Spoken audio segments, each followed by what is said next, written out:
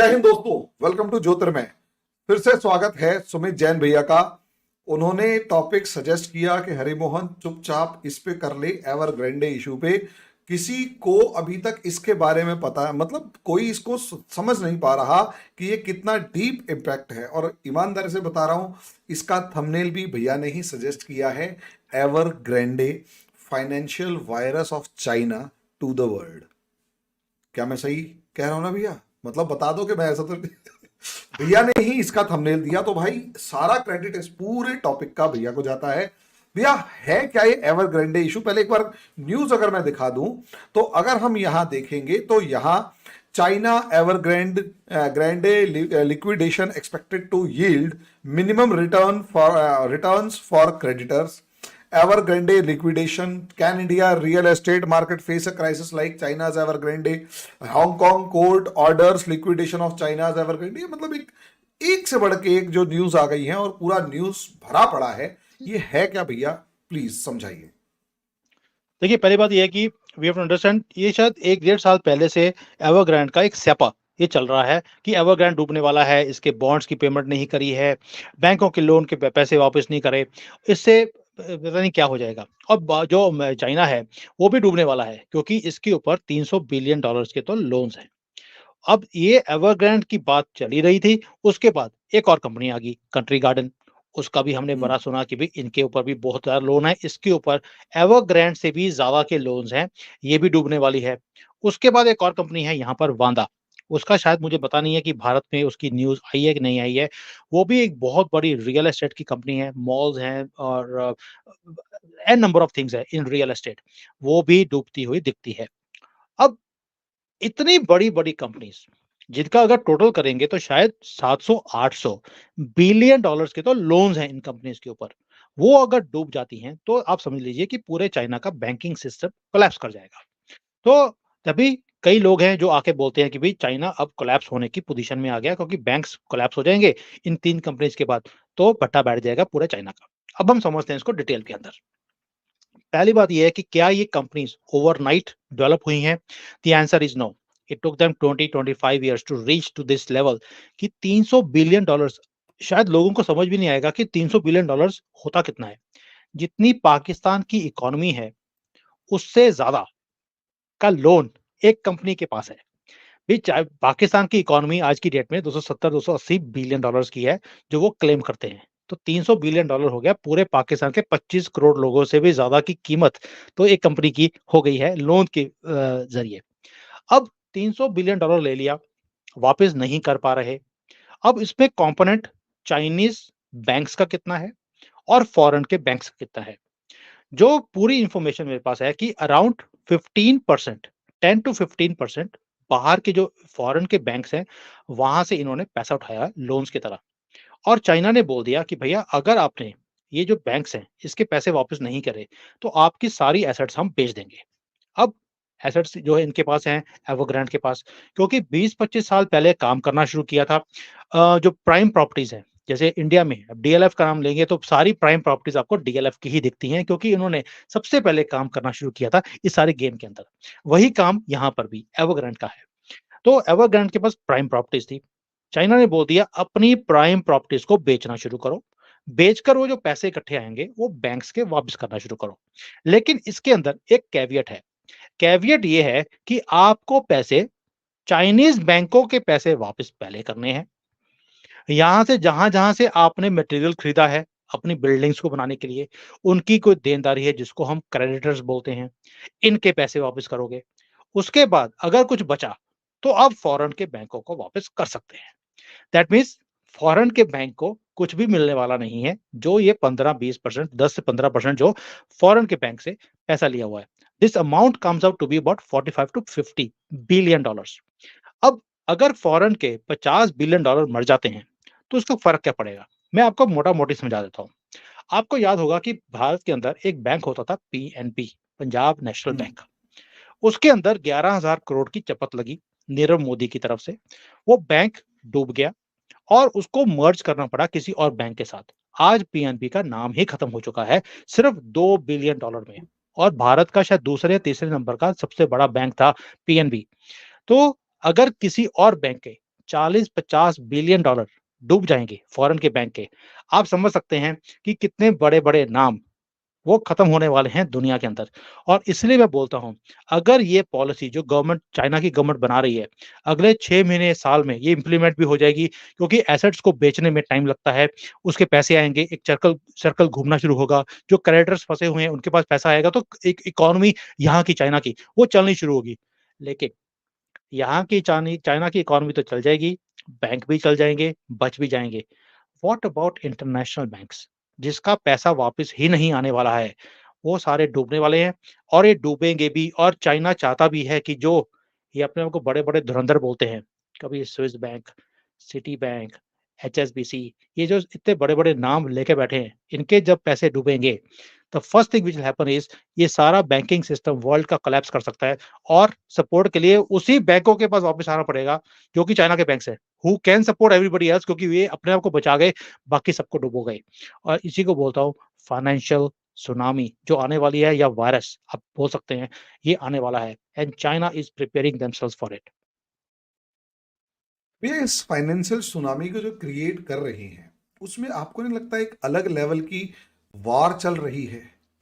War एक अलग level पर है। हम बचपन में, मतलब है ना, जब हम यूपीएससी प्रिपरेशन करते थे तब भी और उसके बाद भी एक अजीब सी खबर एक दो बार आई थी कि चाइना ने धमकी दी कि मैं तेरे ट्रेजरी बिल्स बेच रहा हूँ।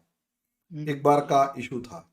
अप्रोक्सीमेट $3 ट्रिलियन के तो ट्रेजरी बिल्स खरीद रखे हैं, $1 ट्रिलियन के, कुछ ऐसा फिक्स नहीं है।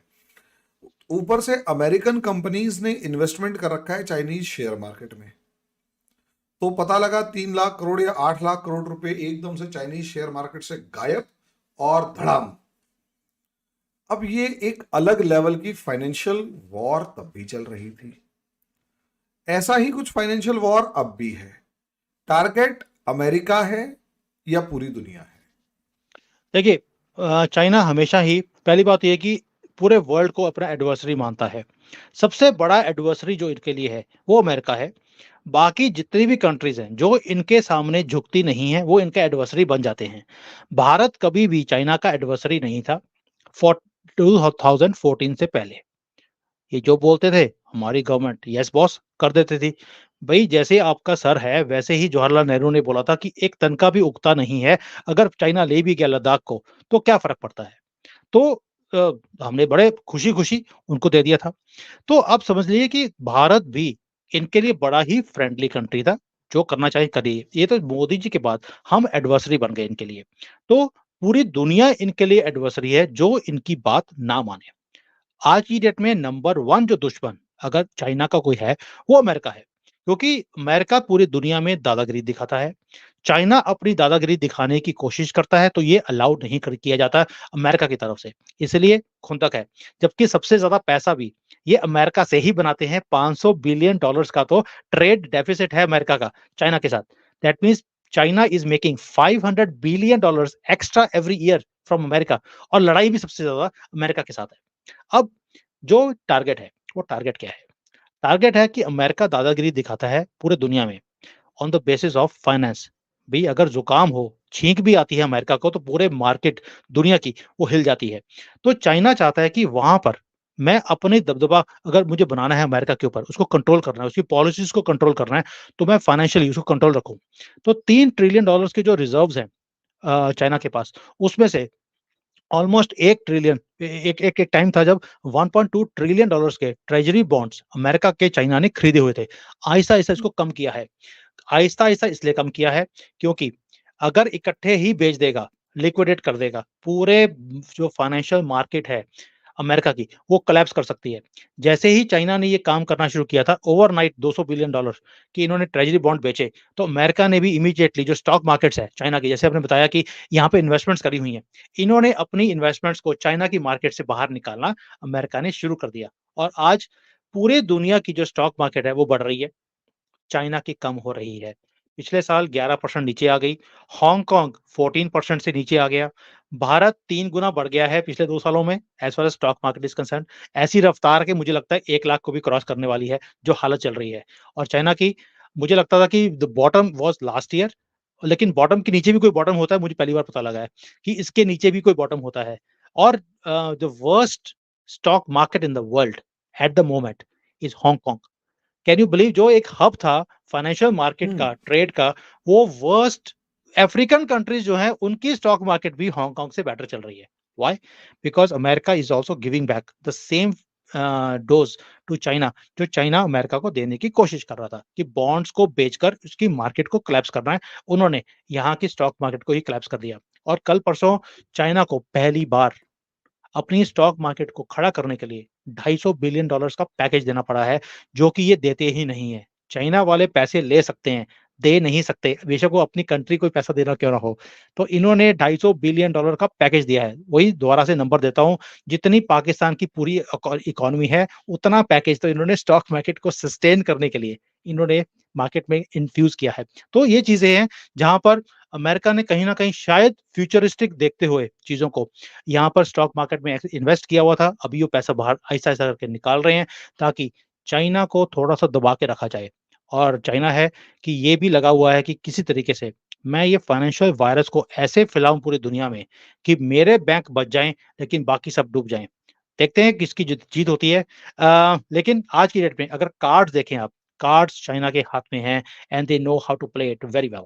अभी तो सिर्फ एवरग्रांड का गेम है जो सामने आई है। अभी कंट्री गार्डन है, वांदा ने ऑलरेडी अपने जो बड़े-बड़े मॉल्स हैं, वो बेच बेच दिए हैं, पैसे इकट्ठे कर लिए, बैंकों के पैसे वापस कर दिए। और ये कंपनीज़ का साइज़ इतना बड़ा था कि अमेरिका में कोई जो लीग्स हैं, जैसे हमारे आईपीएल में अपनी 10 टीम्स हैं, वैसे जो लीग्स हैं, फुटबॉल की हैं, अमेरिकन फुटबॉल है या इनका बास्केटबॉल होता है। यूके के अंदर जो बड़े-बड़े हमारे लीग्स की जो टीम्स हैं, इनको खरीदा हुआ है। ये कंपनीज़ का साइज़ इतना बड़ा था और आज की डेट में ये वो चीज़ों को बेच नहीं रहे क्योंकि वो मनी मनी मेकिंग चीज़ें हैं। जो ये बेच रहे हैं वो अपनी एसेट्स को चाइना के अंदर ही बेच रहे हैं, जो बड़ी कंपनीज़ हैं उनको खरीद रही हैं। पैसा इमीडिएटली लिक्विडेट हो रहा है, दे आर क coming back to this companies. और यहाँ पर इकोनॉमी को चलाने का एक बहुत ब्यूटीफुल सिस्टम इन्होंने निकाल दिया। अपने आप को बचाओ, it's like a emergency situation. Oxygen mask को आपको अपने मुँह के ऊपर पहले लगाना है, बाकियों के मुँह के ऊपर बाद में। बाकियों के लिए तो ऑक्सीजन बचेगी नहीं, जब जैसा ये हाल चल रहा है। आने वाला टाइम तो दुनिया की इकोनॉमी के लिए बहुत बुरा होने वाला है, इसको कैसे देख रहे हैं आप? देखिए, I can see one thing that China is working on only one principle. मुझे पूरे दुनिया में अकेले ही राज करना है। दुनिया को मेरी बात सुननी पड़ेगी and I will dictate the terms. अगर पहले छींक अमेरिका को आती थी, पूरे वर्ल्ड की इकोनॉमी हिल जाती थी। अब चाइना छींकेगा और पूरे दुनिया की इकोनॉमी हिलेगी। इसीलिए इन्होंने जो एक फॉर्मूला निकाला कि सबको डेट दिया पहले। अब देखिए 66 कंट्रीज़ हैं दुनिया की, जहाँ पर डेट ट्रैप में कंट्रीज़ फँसी हुई हैं। वो कुछ भी नहीं कर पाती चाइना की डायरेक्शन के बिना। चाइना ने उनकी सारी एसेट्स को अपने कब्ज़े में कर लिया। वहाँ पे जो खेती है वो भी सारी वहाँ पे प्रोड्यूस होकर चाइना में आती है। That means they are totally dependent on China. They can not go out even if they want to. तो यही काम ब्रिटिशर्स ने किया था जब जब वो पूरे दुनिया में जाकर कॉलोनाइज़ करते थे। और कॉलोनाइज़ेशन का मतलब ही क्या है? भी अपने कलोन को साफ करना। भई पेट खराब करना है तो दूसरे कंट्री में जाके अब वहाँ पे अपने कलोन को साफ करके आते हो, तभी उसका नाम कोलोनाइज़ेशन रखा गया था। अब चाइना भी वही कोलोनाइज़ेशन का काम कर रहा है थ्रू डेट ट्रैप्स। और ये काम तेज़ी से बढ़ रहा है और कंट्रीज़ उसमें जुड़ती जा रही हैं।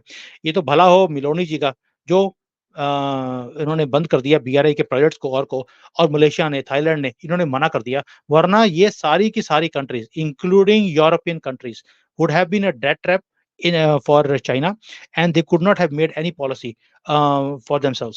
तो ये जो पॉलिसी है चाइना की कि मैं पूरे कंट्रीज को अपने कब्जे में करूं, फाइनेंशियली, मिलिटरीली, इकोनॉमिकली, और अपना एक दबदबा पूरी दुनिया में बनाऊं, उसको करने के लिए ये सारा काम चलता रहेगा।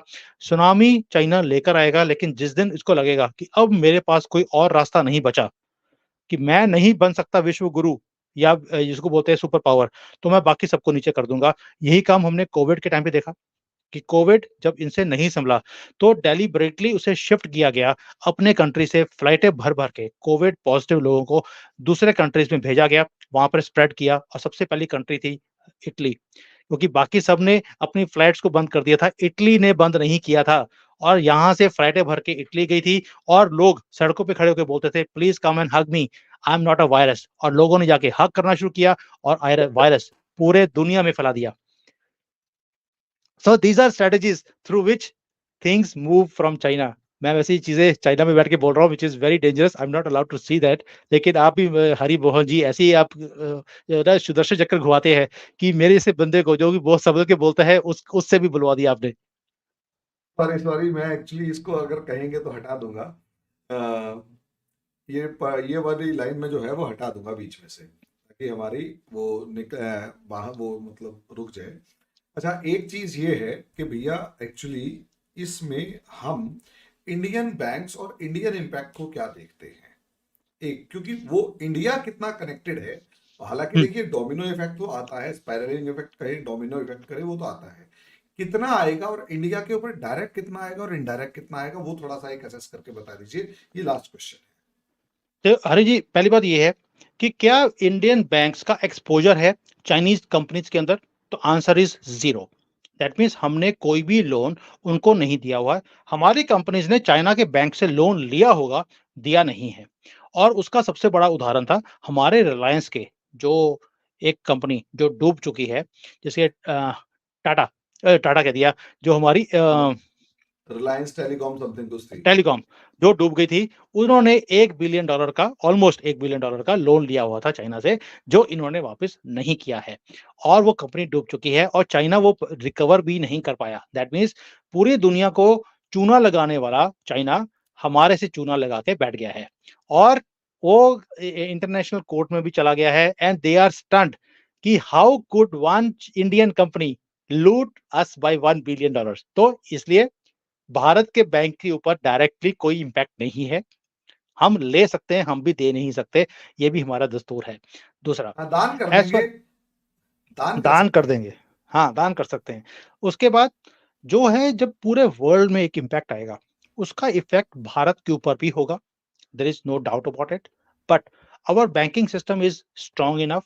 ये वो वाला टाइम नहीं है जब हमारा 35% 37% तो एनपीए रेट था 2014 के अंदर। अभी हम 1-1.5% के ऊपर चल रहे हैं। एनपीए रेट बहुत कम है। बैंकिंग सिस्टम बहुत स्ट्रांग है। हमारा एक्सपोज़र पूरी दुनिया में इतना नहीं है जितना चाइना का पूरे दुनिया के ऊपर एक्सपोज़र है, पूरी दुनिया का चाइना के ऊपर एक्सपोज़र है। हम उस लीग में नहीं आते। हम अपने ही पैसे पे जिसको हम सनातन का इकोनॉमिक्स है कि जेब में जितने पैसे होते हैं उतना ही हम काम करते हैं, उसमें से भी बचा के अपने घर में रख लेते हैं। तो ये भारत की एक एक वो है कि हम क्रेडिट कार्ड के ऊपर काम नहीं करते, डेबिट कार्ड के ऊपर काम करते हैं। इसीलिए जो हमारे ऊपर इम्पैक्ट है, it is not going to come on that much जितना चाइना के ऊपर या पूरी दुनिया के ऊपर आने वाला है।